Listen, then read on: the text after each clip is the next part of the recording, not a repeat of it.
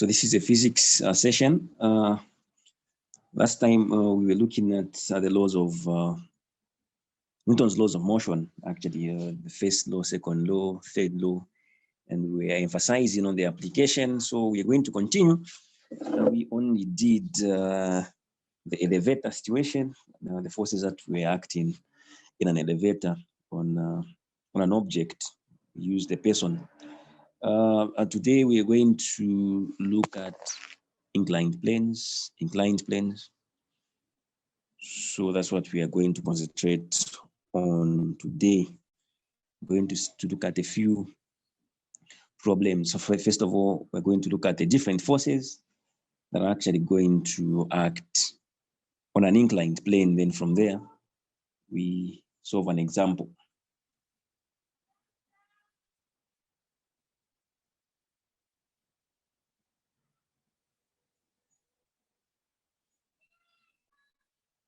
So just a minute, just in a minute, we are starting.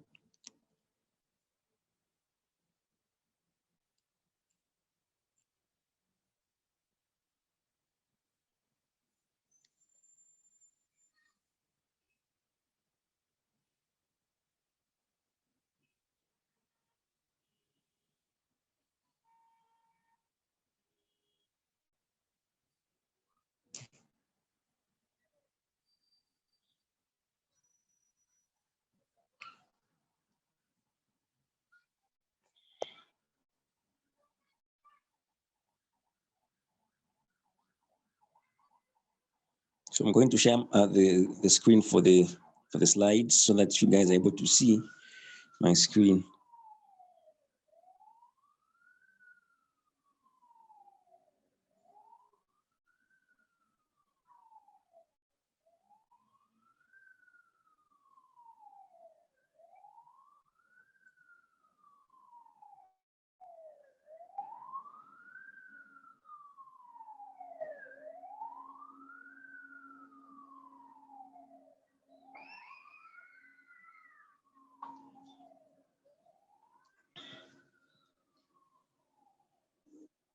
Okay, I'm sure you guys are able to see my screen now. Okay, the Newton's laws of motion. So straight away, just a recap on the laws of motion. We said that the Newton's laws of motion, there are three. We've got the first law, second law, and the third law. Yeah, Newton's first law of motion states that if you've got an object which is in motion, it will continue being in a state of continuous motion unless compelled by an external force. And again, if you've got an object at rest, it will continue being at rest unless compelled by an external force. Okay. Then Newton's second law of motion, if an external force is applied on an object, it is going to produce an acceleration which is in the direction of the force. Okay. Then Newton's third law of motion, we stated it as for every reaction force, there is an action force which is equal in magnitude, but opposite in direction. Equal in magnitude, but opposite in direction. So we are basically going to see the application of the different laws of motion of Newton. Okay. So basically, when they say the law of universal gravitation, this is just a law that they use to come up with the force of gravity. We are interested in the types of forces. So this is where I want to make emphasis before we get to the inclined planes. Okay. So we defined what weight is. Okay, that's a force of gravity acting on an object. So I want you guys to concentrate on this diagram here. Okay, where I've put the normal force. Okay, where I've put the normal force. Okay, 5.2. The normal force Fn on an object that is being supported by a surface is the component of supporting force that is perpendicular to the surface. So I want you guys to take note of the point that the normal force is always perpendicular to the surface. So it is denoted by Fn. As you can see, Fn denotes the normal force. Then the weight of this mass or this box is denoted by Fw. Okay. Then if you see Ff, that is frictional force, that is Ff. Then force, the capital letter F is a force that is pushing the box in the right direction. So if you take note of the two forces, you find that friction is a force that opposes motion. So friction opposes motion. So I want you guys to understand that frictional force opposes motion and it always acts in the opposite direction. Okay. If the force that is producing a motion is going to the left, friction will go to the right. And the opposite is true. Okay. So we're going to get back to such an example, but let's move from the normal force. We come to the tensile force. So the tensile force would actually act in a string or a chain or even a tendon. Okay. So that force that is applied when a string is actually stretched. Okay.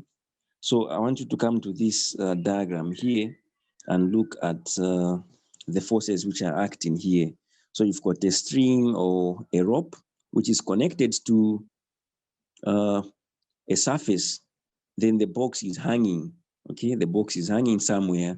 So the forces that are actually acting, we've got Fw, which is the weight of the box, and you've got the tension which is created within the string that as Ft, denoted by Ft, showing that that's the tension within the string or within the rope.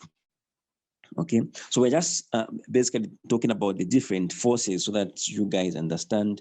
If you begin to solve a few problems, you understand where these forces are coming from. So the other force that I want us to look at or to define is friction force. Sir. So let us, yes. Sorry for disturbing. I can't see the slides you are sharing. How come? I don't know. Some people are able to see my screen because I've shared the screen. Yes, you're able to see it. Able to see? Is that person asking able to see it? The person who's asking, are you able to see the screen now? No. I don't know what's happening with your Zoom, but others are able to see my screen because I've shared it to everyone. So now I'm wondering why you're unable to see. Maybe let me try to rejoin again. Yes, maybe try to rejoin. Yeah. All right, thank you. All right. Okay, you're welcome. Okay. So let us look at the frictional force. Let's look at the frictional force. The frictional force is a tangential force acting on an object that opposes the sliding of that object on an adjacent surface with which it is in contact. So as I earlier on defined that, the friction force is actually parallel to the surface and opposite to the direction of motion or of impending motion. So take note that friction force is parallel to the surface and actually in the opposite direction of the normal motion of that particular object. Only when the applied force, now get this point clearly, that only when the applied force exceeds the maximum static friction force will an object begin to slide.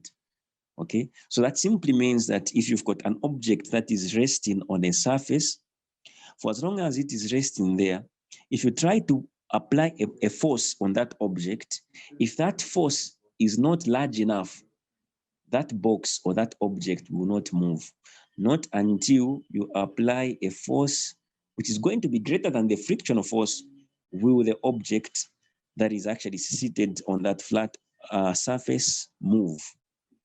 All right, so something to understand, it is because of static friction at that point, the object is not moving, it is static. So they are saying that you should apply maximum force that will exceed the static friction That is only when that object will move, okay? So now there is another component about friction that we call the coefficients of friction. The coefficients of friction, so we have what we call coefficient of static friction. So what they mean by static friction, when an object is at rest and it is not moving, it has got the type of friction known as static friction.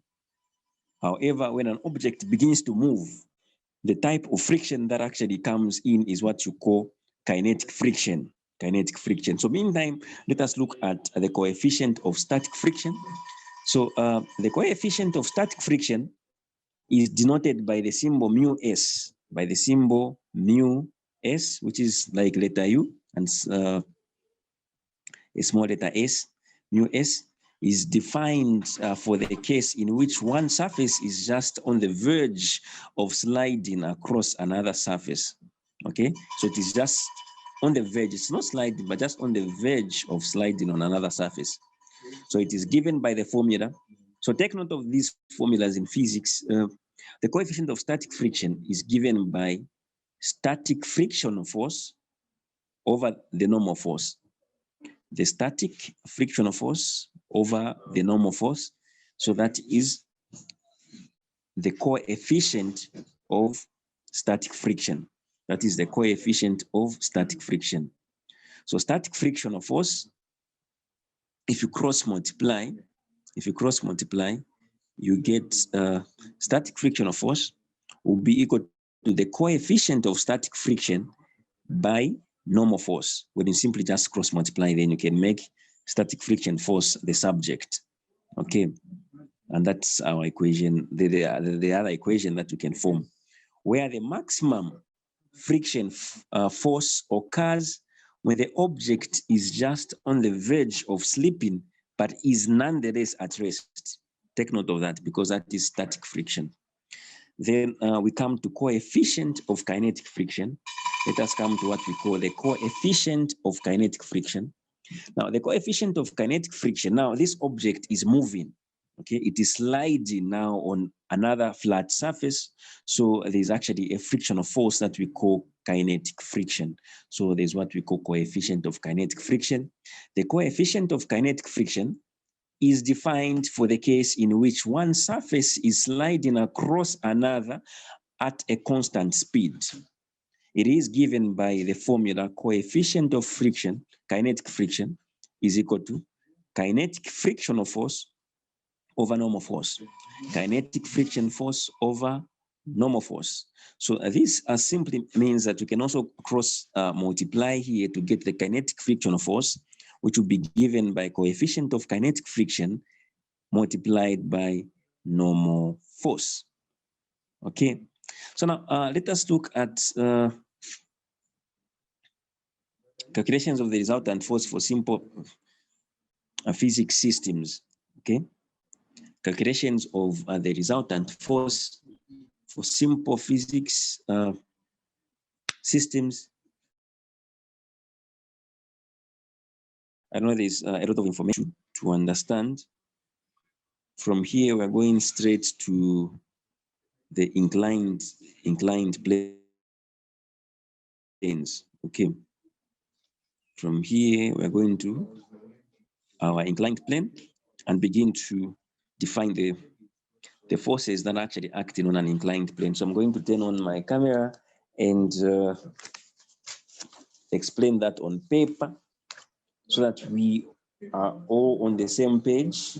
We are all on the same page with regard to the different forces that act on an inclined plane, so that we add meaning to what we are basically talking about. Let me just go to the camera now.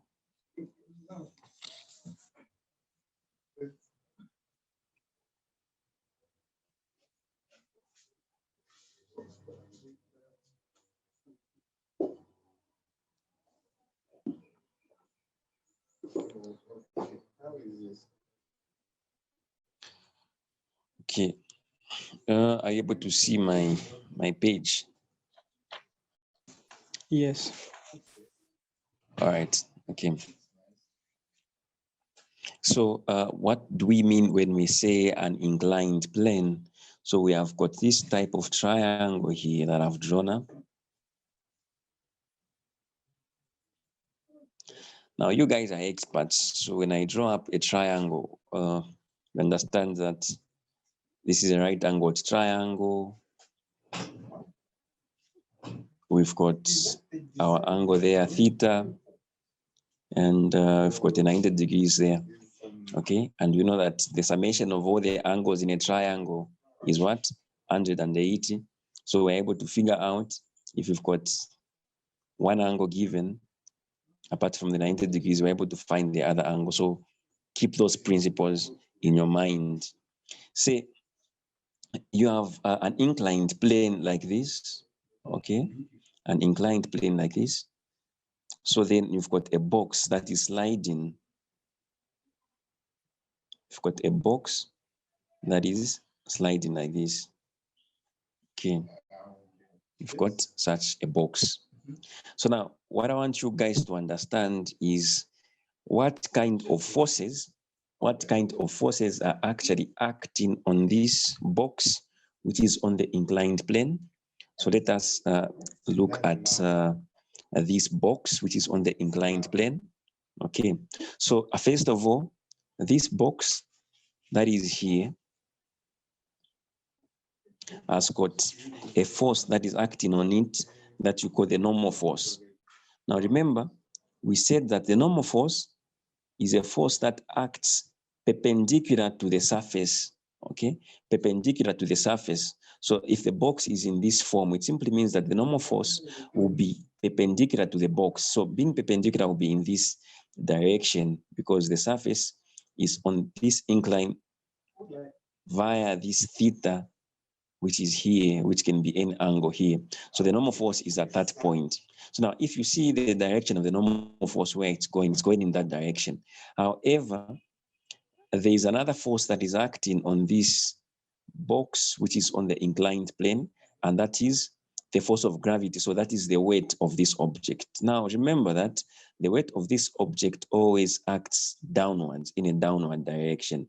So it will act in this direction like that. Okay, so this is going to be our weight, our FW.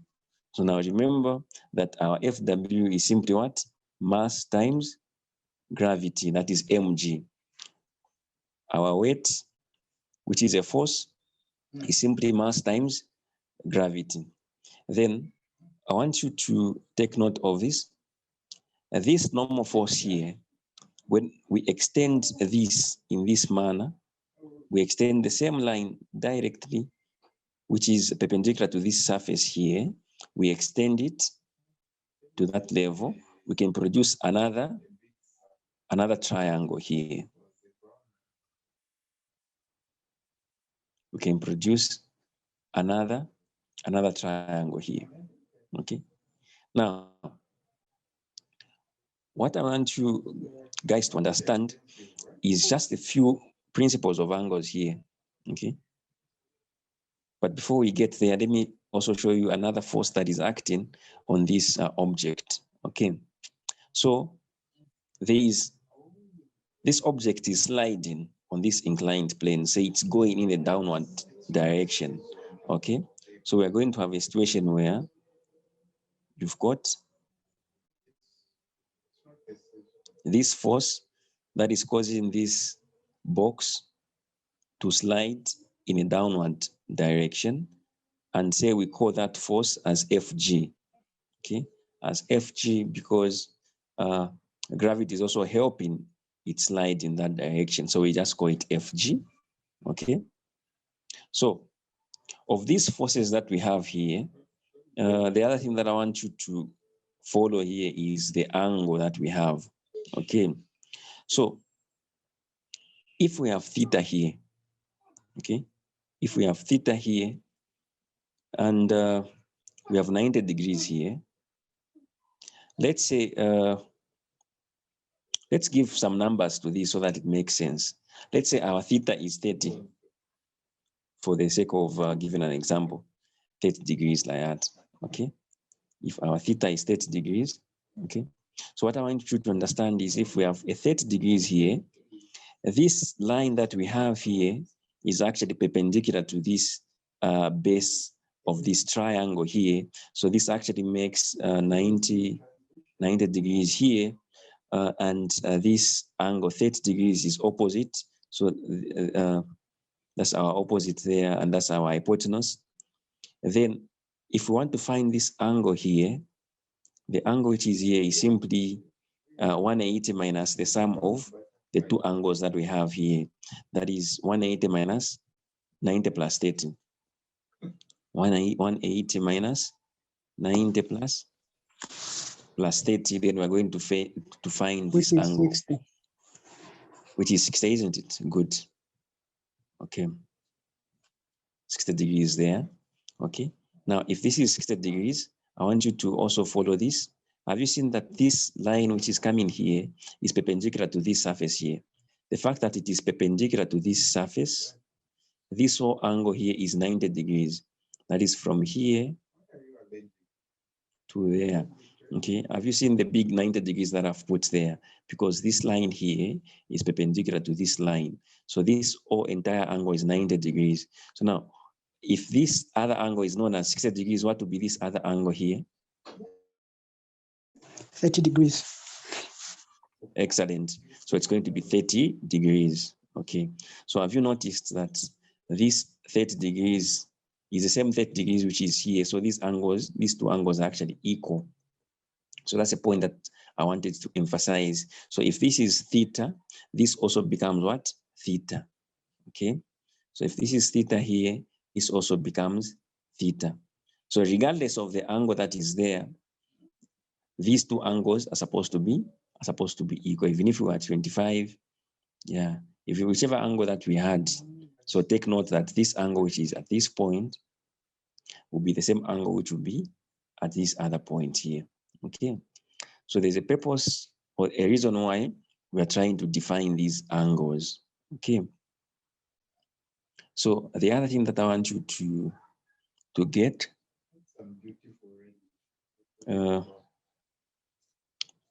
is this.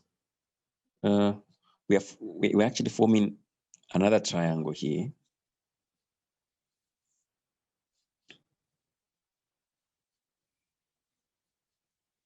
Now the triangle that we are forming here, the 30 that we have here, this angle 30 here, this becomes our opposite.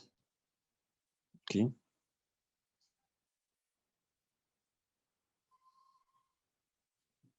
Now I didn't draw this properly. This line here is actually coming to meet this other line. It's coming to be perpendicular to this other line, so that this line here becomes the hypotenuse.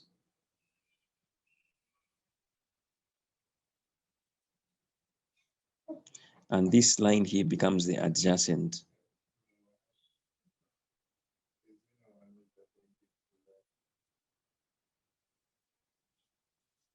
Okay. Say we have a 90 there. Okay. Let me write it properly. If you guys, this angle of just a matter of orientation, I'm supposed to write like something like this, so that you see properly that this is 90 degrees. Does that make sense? I cancel this. I cancel this part, which is down here. I've cancelled this. Okay. Then I've made a proper triangle like this. Okay. So then the 90 degrees is here, so that this is the hypotenuse, then this is the adjacent. Okay. So what I want you guys to understand, something here. Do you remember those complementary angles? You remember those Z? Have you seen this Z here? You've seen this Z? So this is what I want you guys to appreciate. Okay. And remember that if this is 60 degrees, this will also be what? 60, isn't it?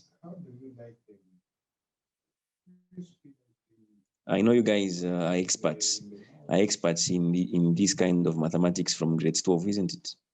So that will also be 60. Are we together?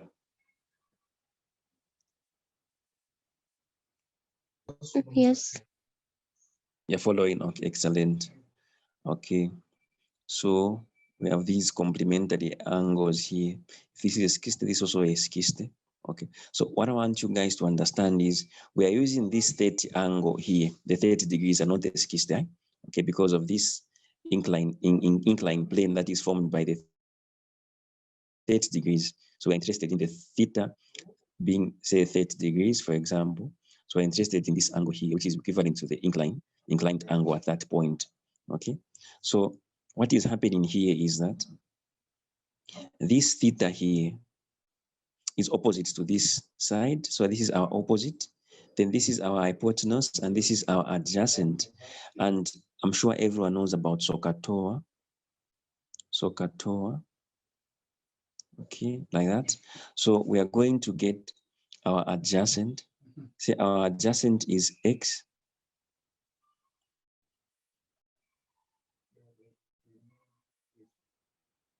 And say I put y here on the, just as symbols. Okay. Say when we get our so here, so sine theta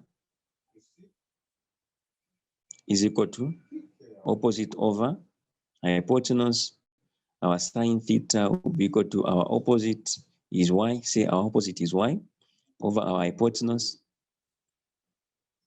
So our hypotenuse in this case, have you seen this mg which is here? Okay, so this is the force which is acting downwards. So our hypotenuse is simply mg. Our hypotenuse is simply what? Mg.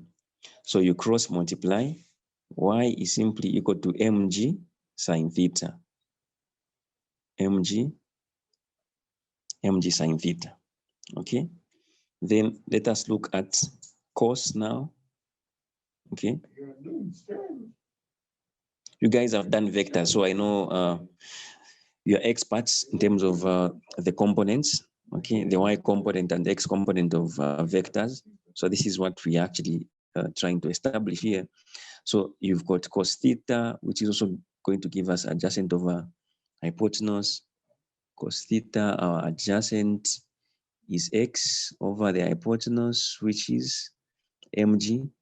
So x is going to give us mg cos theta, like that.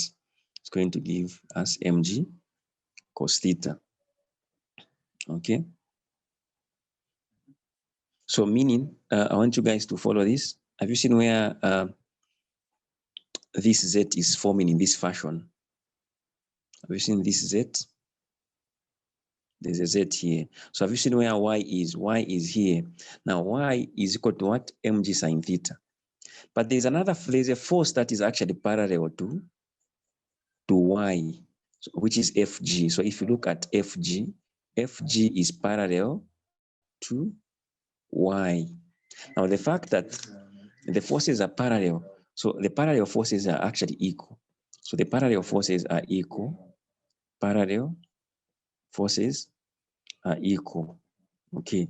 So what's going to happen is this Fg, this force that is actually trying to push the box in a downward direction that we designated or denoted by Fg will be equal to y. Now y is mg sine theta. So Fg is going to be equal to mg sine theta. Fg is equal to mg sine theta. So that is what we are going to. So take note of this equation here. So take note of this equation here. Then the other thing that we are going to see here is actually based on our mg cos x here, which is this one here from the diagram. Let me just label it. Okay, mg cos theta, like that. Okay, now there's this formula that tells us that summation of forces in the x direction, summation of forces in the x direction, summation of fx, okay? Summation of fx. So the forces that are actually acting in the x direction, we only have one force, this force here. Our x components, remember, which one is our x component? Our x component is simply this one, mg sine theta, is our mg sine theta, which is here. So summation of forces in the x direction, we only have fg, okay? We only have fg like that, okay? We only have fg, and fg is given by mg sine theta. Fg is given by mg sine theta. So meaning, where there's fg, we are going to put mg sine theta, mg sine theta like that.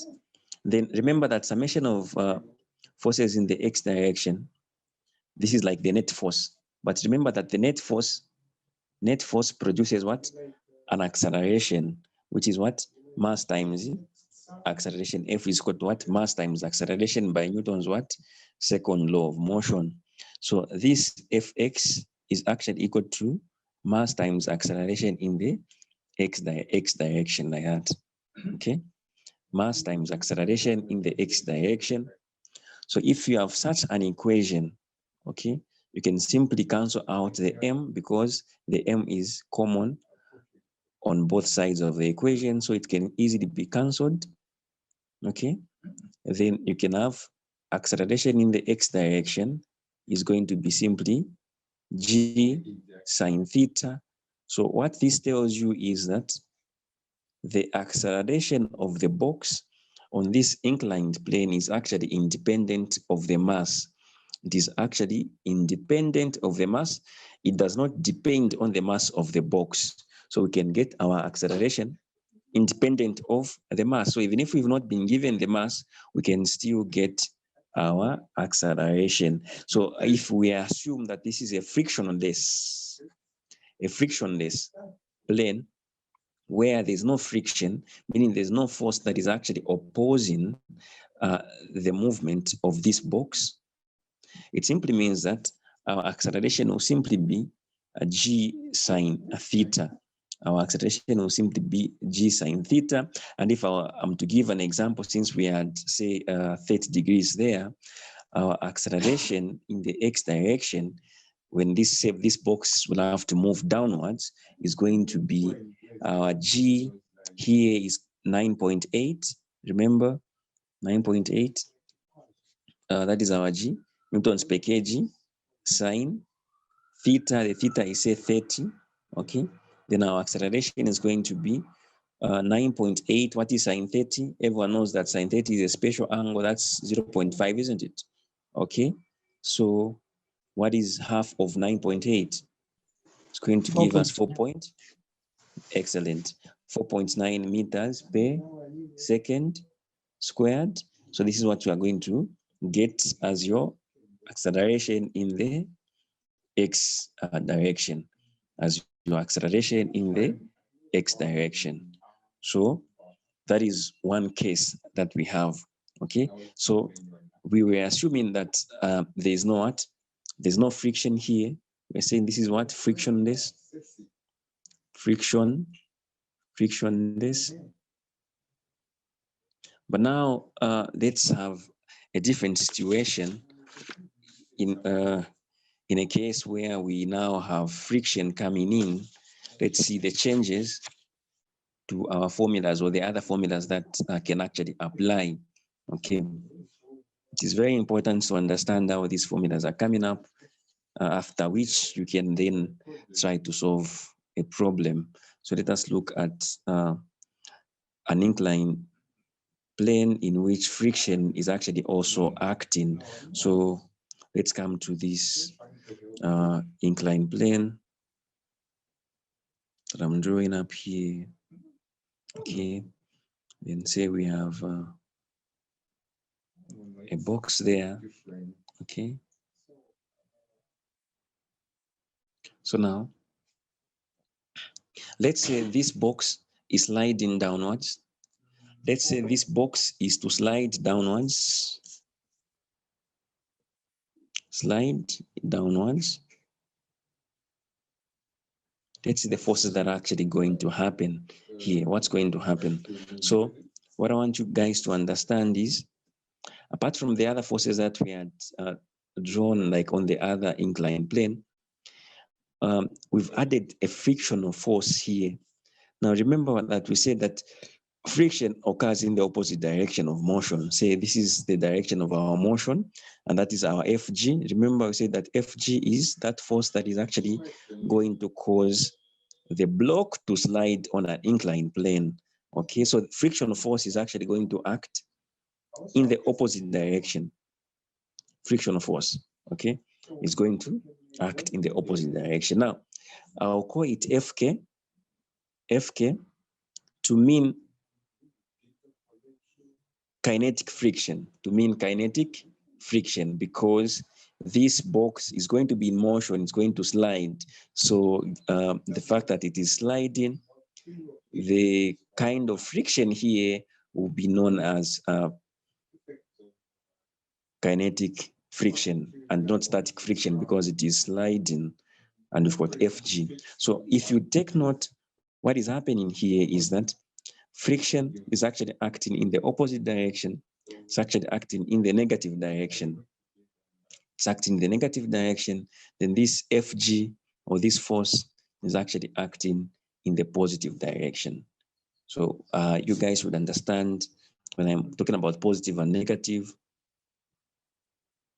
Say this is your x-axis. To your left, you've got negatives. To your right, you've got positives, like that. Okay. So what you guys should understand is that if we are going towards the left, we're going to the negative. So if this box is sliding downwards, the force that is taking it to the left, this side, is actually a negative force, friction force. Then this other force causing motion to it is what we're actually going to call a positive force, like that. So the two forces are actually opposing each other. And this is what I was talking about.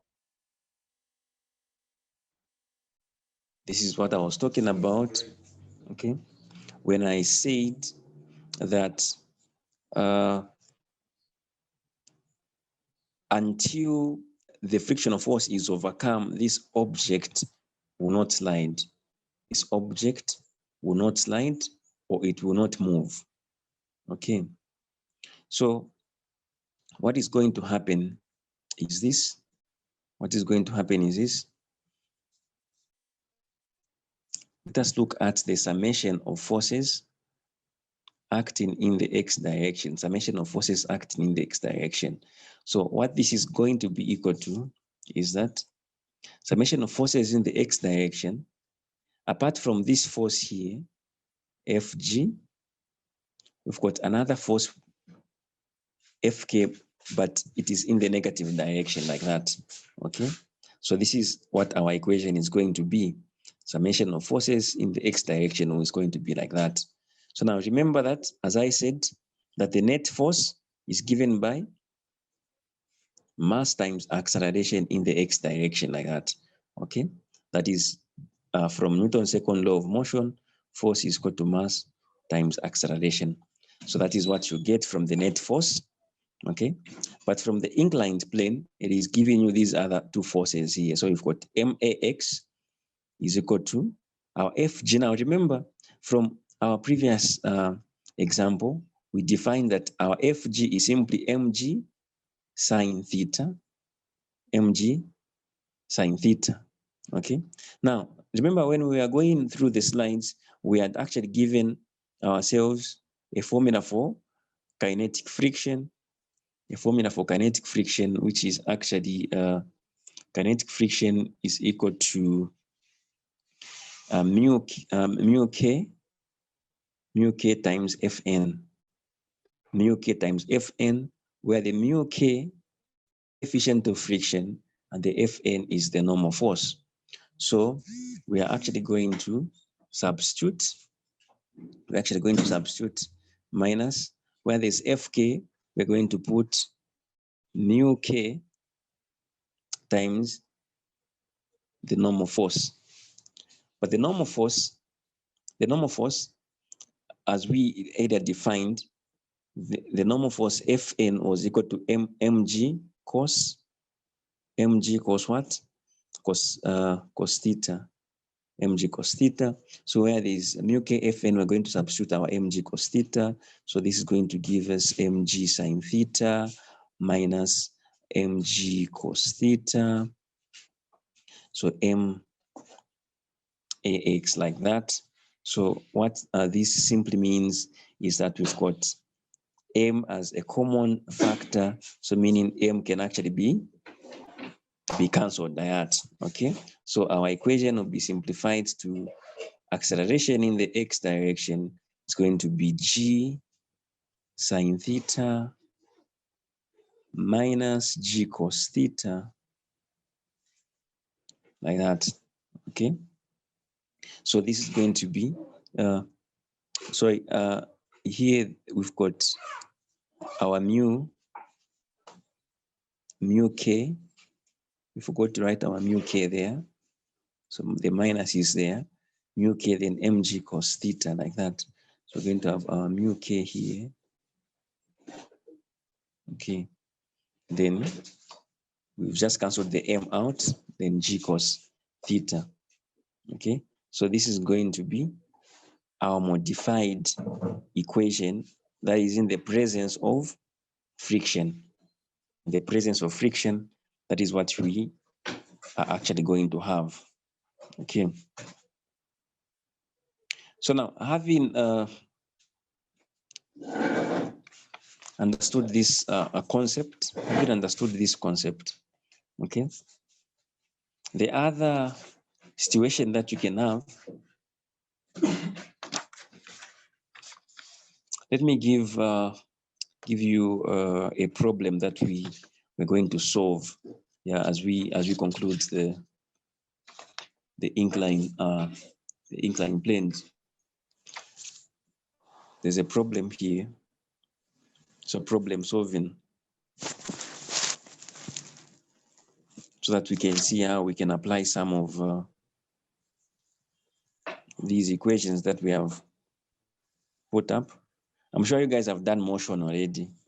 Yeah, you've done motion already, so it becomes easy to combine the concepts. So the question is as follows. Question, sir. Yes.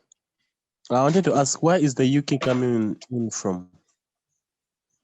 Which one? The mu k? Yes. So the mu k is the coefficient of friction. Yes, the mu k is simply the coefficient of friction. So whenever there is friction, there is what we call the coefficient of friction. It's a constant. Yeah, the mu k, it's a constant, yes. The mu k is a constant, yeah. Okay. Thank you. Yes, okay. So there's a way, like if you are given the frictional force, remember, if you are given the kinetic friction, you can find the mu k, isn't it? You can simply make it the subject of the formula, right? You can simply divide throughout by what? By Fn, throughout by Fn, isn't it? By the normal force. Okay, and the normal force is what? mg cos theta. Now let us come to this problem that we have here. We have a block slides down a 30 degrees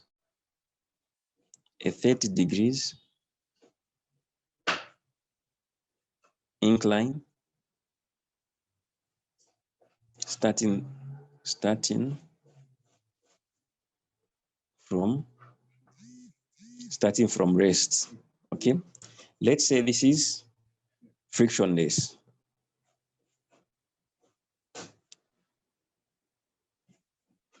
let's say this is frictionless, meaning we do not have a friction, meaning we do not have friction.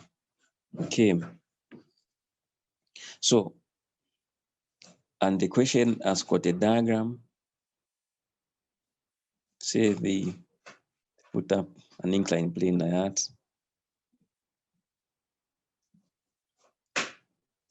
Okay. Then we've got forces in the y direction and of course forces in the x direction. That's your y-axis. That's your x-axis there. And the force which is going in this direction, that is your Fg, remember? Okay. So that is causing your box to slide downwards like that. Okay. So this is what you have. In the first question, okay, the first question A is that what is the acceleration? What is the acceleration of the block?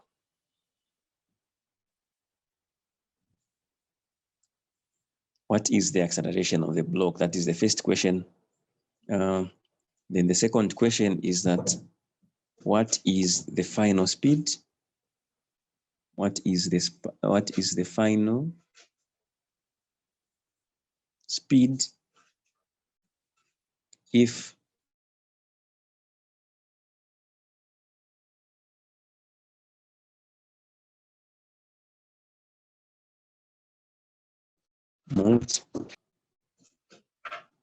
moved, sorry about that, moved 200 meters.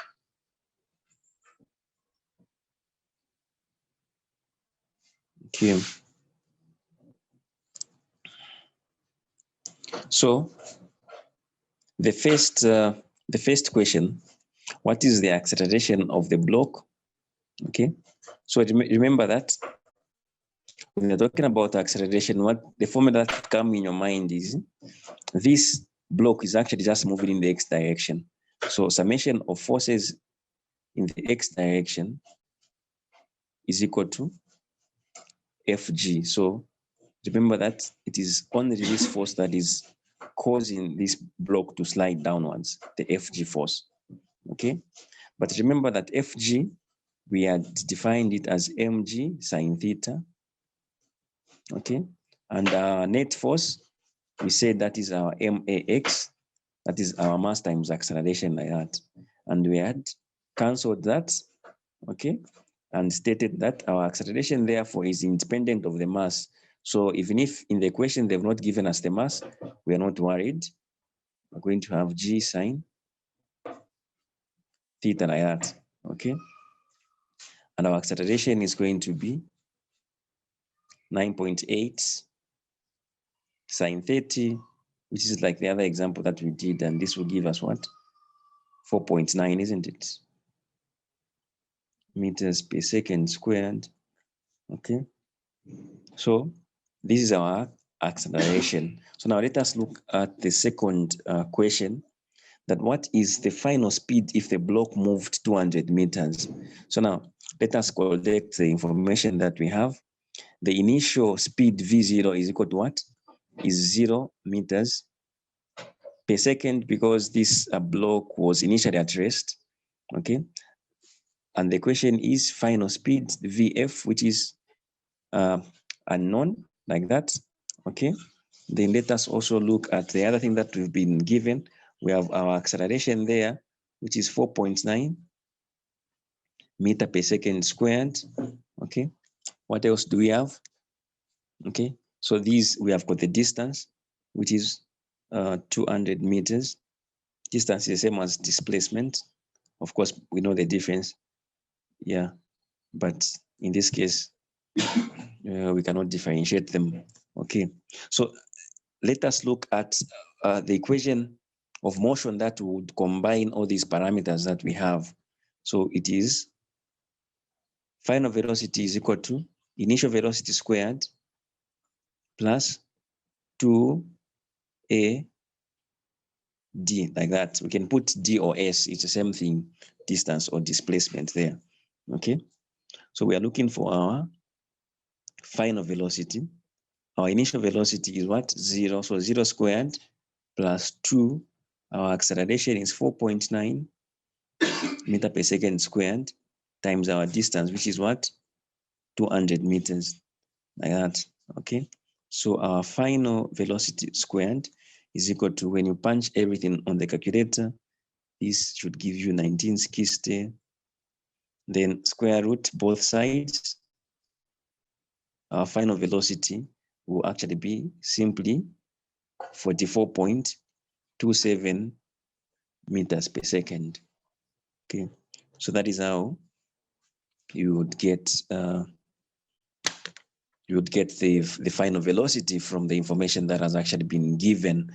So according to time, this is where we're going to end our session, unless there's a